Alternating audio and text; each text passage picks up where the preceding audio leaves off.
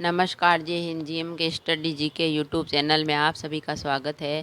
Friends, रोज़ हम आपको GK की प्रैक्टिस कराते हैं। आप भी प्रैक्टिस कीजिए और देखिए कितने प्रश्न सही होते हैं। चलो शुरू करते हैं। अभी तक आपने चैनल को सब्सक्राइब नहीं किया तो प्लीज़ सब्सक्राइब कर लें और प्लीज़ वीडियो को लाइक ज़रूर कीजिए।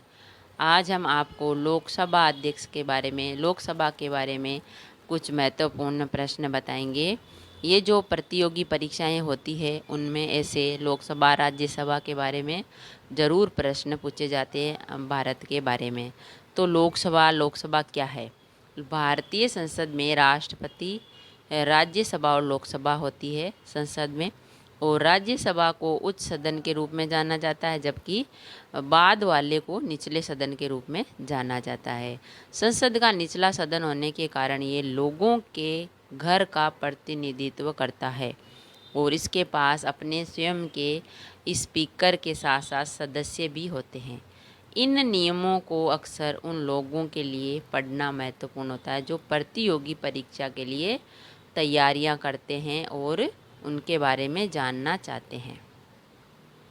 भारतीय संसद प्रणाली का मुख्य रूप 3 भागों में है। पहला राज्यसभा, दूसरा लोकसभा और तीसरी है जो राष्ट्रपति होता है। लोकसभा को आम जनता का सदन भी कहा जाता है। यह निचला सदन होता है, जबकि राज्यसभा संसद का ऊपरी सदन होता है। राज्यसभा का उल्लेख संविधान के अनुच्छेद 80 में, तो वहीं लोकसभा का उल्लेख संविधान के अनुच्छेद 81 में किया गया है। दोनों ही सदनों का लोकतंत्र की इस प्रणाली में काफ़ी महत्व है। लोकसभा संसद के पहले सदन के रूप में जाना जाता है जो सामूहिक रूप से पूरे भारत के लोगों का प्रतिनिधित्व करता है। मताधिकार अपने सदस्यों का चुनाव करता है और बड़े पैमाने पर प्रतिनिधित्व करने के लिए होता है। कुल 552 सदस्यों हैं, जिसमें 523 राज्य और 20 प्रस्तुत करता है। केंद्र शासित प्रदेशों में 2 सदस्यों को एंग्लो इंडियन समुदाय से राष्ट्रपति द्वारा मनोनीत किए जाते हैं। 2 सदस्य मनोनीत किया जाता है, प्रतिनिधित्व करते हैं। तो इसमें लोकसभा के जानने के लिए हम जानते हैं कि हमारी जो लोकसभा है उसका जो सत्र है वो 2019 में प्रधानमंत्री नरेंद्र मोदी के नेता के रूप में शुरू हुआ था। और जो लोकसभा के सदस्य होते हैं वो 543 सदस्यों से बनती है। और वर्तमान लोकसभा में भारतीय जनता पार्टी के 300 सदस्य हैं और भारतीय राष्ट्रीय कांग्रेस के 51 सदस्य हैं और 24 सदस्य और विभिन्न राष्ट्रीय स्तर के राजनीतिक दलों के अन्य शामिल भी हैं। लोकसभा सदस्यों को संसद के सदस्यों के रूप में जानती है और राज्यों और केंद्र शासित प्रदेशों का विशेषता से संबंधित विशेषज्ञ चुना जाता है। प्रत्येक 5 वर्ष बाद लोकसभा का कार्यकाल भंग हो जाता है और सदस्यों के चुनाव के लिए जो चुनाव आयोजित किए जाते हैं। फिर भारतीय संविधान के अनुसार लोकसभा राज्य विधानसभा के लिए सदस्यों की चुनाव किया जाता है। और लोकसभा के साथ साथ ये भी जानना जरूरी है कि राज्यों के सदस्यों का चयन कैसे करते हैं। तो राज्य के सदस्यों में क्षेत्रीय निर्वाचन क्षेत्रों में भी सीधे चुने जाते हैं और सार्वभौमिक वयस्क मताधिकार के सिद्धांत का प्रयोग चुनाव सिद्धांत के रूप में किया जाता है। और 18 वर्ष या उससे अधिक आयु का कोई भी व्यक्ति मतदान कर सकता है, यानी वोट दे सकता है। लोकसभा में संसद के हाथ में है कि वह केंद्र शासित प्रदेशों से संबंधित सदस्यों को किसी भी तरह से पसंद करें, उन्हें अपने शामिल करें। और मनोनीत सदस्यों के लिए राष्ट्रपति द्वारा प्रभावशाली नेताओं में से चुना जाता है जो एंग्लो इंडियन समुदाय से संबंधित होते हैं। लोकसभा में शून्यकाल, लोकसभा में वह समय है जो प्रश्नकाल के तुरंत बाद आता है। ये दोपहर 12 बजे से शुरू होता है, इसीलिए इसे 0 आवर कहा भी जाता है। इस समय सदस्य अध्यक्ष का पूर्व सूचना देकर उस समय के महत्व के मुद्दों को उठा सकते हैं। लोकसभा राज्यसभा से भी अधिक शक्तिशाली है। जो सरकार के खिलाफ अविश्वास प्रस्ताव पारित करने का अधिकार है लोकसभा को। यदि पारित हो जाता है तो प्रधानमंत्री और मंत्रिपरिषद सामूहिक रूप से इस्तीफा दे देंगे। धन विधेयक केवल लोकसभा में ही पेश किया जाता है यदि राज्यसभा 15 दिनों के भीतर बिल को अस्वीकार नहीं करती है तो लोकसभा के बारे में हमने जाना। तो फ्रेंड्स, अब हम लोकसभा के जो प्रश्न हैं उसके बारे में जानते हैं। तो लोकसभा के जो चुनाव होते हैं वो उनकी तारीख भारत के राष्ट्रपति द्वारा ही तय की जाती है। और अध्यक्ष इस्तीफा देना चाहते हैं तो इसका इस्तीफा पत्र उपाध्यक्ष को प्रस्तुत करना होगा। और 14 दिनों की नोटिस अवधि दी जाती है एलएस सदस्यों के बहुमत में एक प्रस्ताव पारित होने के साथ साथ ही। जब भी किसी गतिरोध के समाधान के संबंध में राष्ट्रपति द्वारा विशेष व्यवस्था लागू लाई जाती है तो ऐसी संयुक्त बैठकों की अध्यक्षता अध्यक्ष ही करते हैं। तो फ्रेंड्स, हम जानेंगे अब जो लोकसभा है उसके बारे में कुछ महत्वपूर्ण प्रश्न। आप वीडियो को एंड तक ज़रूर देखें और महत्वपूर्ण प्रश्नों की जानकारी प्राप्त करें। चलते हैं प्रश्न की ओर। आपका पहला प्रश्न है, जनता द्वारा प्रत्यक्ष रूप से निर्वाचित सदन है। जनता द्वारा प्रत्यक्ष रूप से निर्वाचित सदन है। जनता द्वारा प्रत्यक्ष रूप से निर्वाचित सदन है लोकसभा। जनता द्वारा प्रत्यक्ष रूप से निर्वाचित सदन है लोकसभा।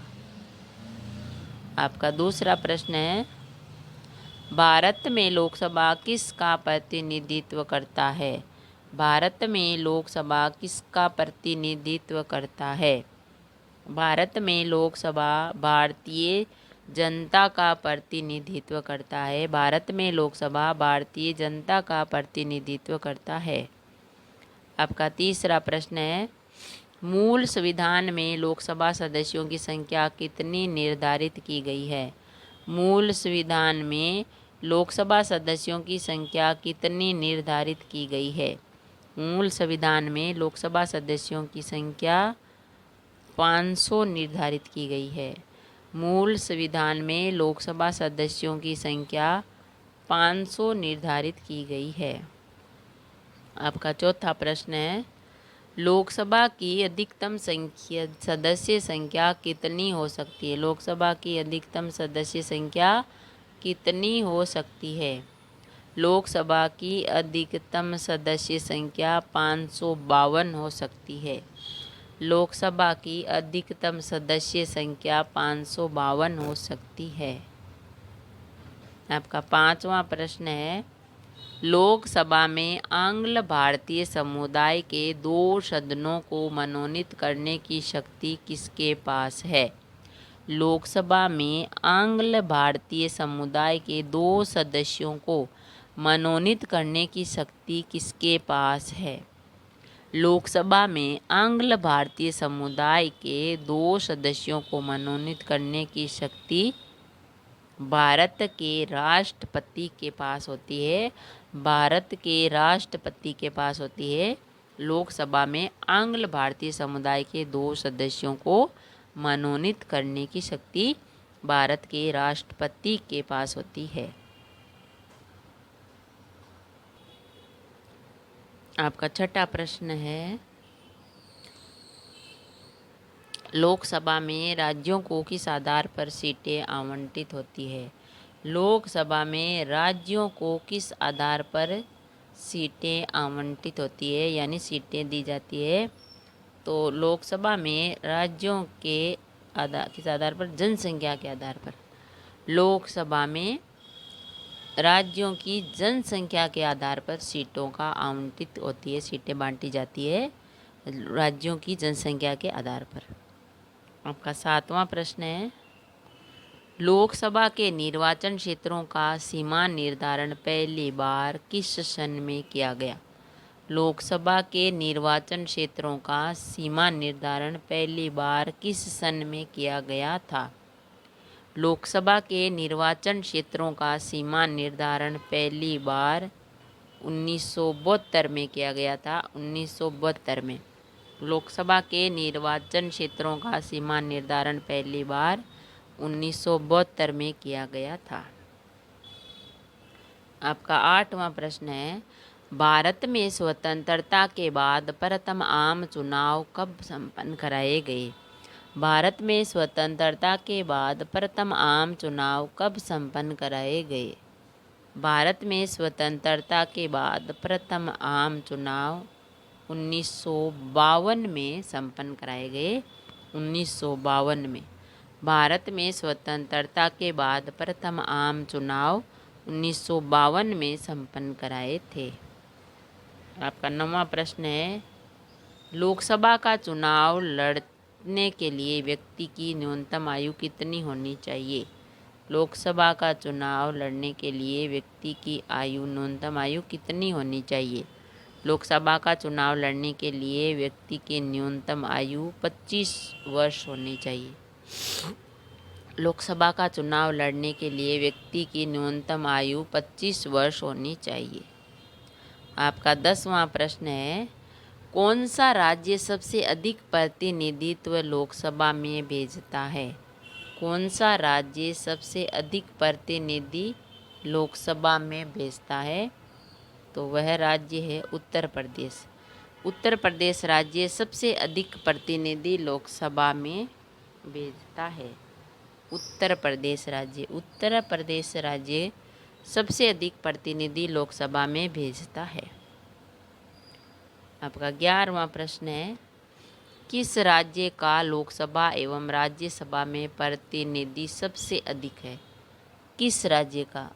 किस राज्य का लोकसभा और राज्यसभा में प्रतिनिधि सबसे अधिक, यानी सबसे अधिक प्रतिनिधि सदस्य हैं, किस राज्य के हैं दोनों में, लोकसभा और राज्यसभा में? तो वह राज्य है उत्तर प्रदेश। उत्तर प्रदेश राज्य का लोकसभा एवं राज्यसभा में प्रतिनिधित्व सबसे अधिक है। सबसे अधिक सदस्य हैं उत्तर प्रदेश राज्य के, जो लोकसभा और राज्यसभा दोनों में। आपका 12वां प्रश्न है, लोकसभा सदस्य अपना त्याग पत्र किसको देते हैं? लोकसभा सदस्य अपना त्याग पत्र किसको देते हैं? लोकसभा सदस्य अपना त्याग पत्र किसको देते हैं? लोकसभा सदस्य अपना त्याग पत्र देते हैं लोकसभा अध्यक्ष को। लोकसभा सदस्य अपना त्याग पत्र देते हैं लोकसभा अध्यक्ष को। आपका 13वां प्रश्न है, किस वर्ष से भूतपूर्व संसद सदस्यों के लिए पेंशन की व्यवस्था लागू की गई? किस वर्ष से भूतपूर्व संसद सदस्यों के लिए पेंशन की व्यवस्था लागू की गई? तो वर्ष 1976 से। 1976 से भूतपूर्व संसद सदस्यों के लिए पेंशन की व्यवस्था लागू की गई, 1976 से। आपका 14वां प्रश्न है, राष्ट्रपति लोकसभा को कार्यकाल पूरा करने से भंग कर सकता है? राष्ट्रपति लोकसभा को कार्यकाल पूरा करने से पूर्व भंग कर सकता है। राष्ट्रपति लोकसभा को कार्यकाल पूरा करने से पूर्व भंग कर सकता है प्रधानमंत्री की सलाह पर। प्रधानमंत्री की सलाह पर ही राष्ट्रपति लोकसभा को कार्यकाल पूरा करने से पूर्व भंग कर सकता है, प्रधानमंत्री की सलाह पर ही। आपका 15वां प्रश्न है, किस लोकसभा को अभिरक्षक कहा जाता है? किसे लोकसभा का अभिरक्षक कहा जाता है? लोकसभा का अभिरक्षक किसे कहा जाता है? तो लोकसभा का अभिरक्षक लोकसभा अध्यक्ष को कहा जाता है। लोकसभा का अधिरक्षक लोकसभा अध्यक्ष को कहा जाता है।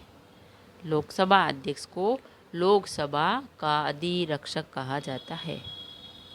आपका 16वां प्रश्न है, लोकसभा के अध्यक्ष को कौन चुनता है? लोकसभा के अध्यक्ष को कौन चुनता है? लोकसभा के अध्यक्ष को लोकसभा के सदस्य चुनते हैं। लोकसभा के अध्यक्ष को लोकसभा के सदस्य चुनते हैं। आपका 17वां प्रश्न है, अस्थायी लोकसभा अध्यक्ष को कौन नियुक्त करता है? अस्थायी लोकसभा अध्यक्ष को कौन नियुक्त करता है? अस्थायी लोकसभा अध्यक्ष को नियुक्त करता है राष्ट्रपति। अस्थायी लोकसभा अध्यक्ष को राष्ट्रपति नियुक्त करता है।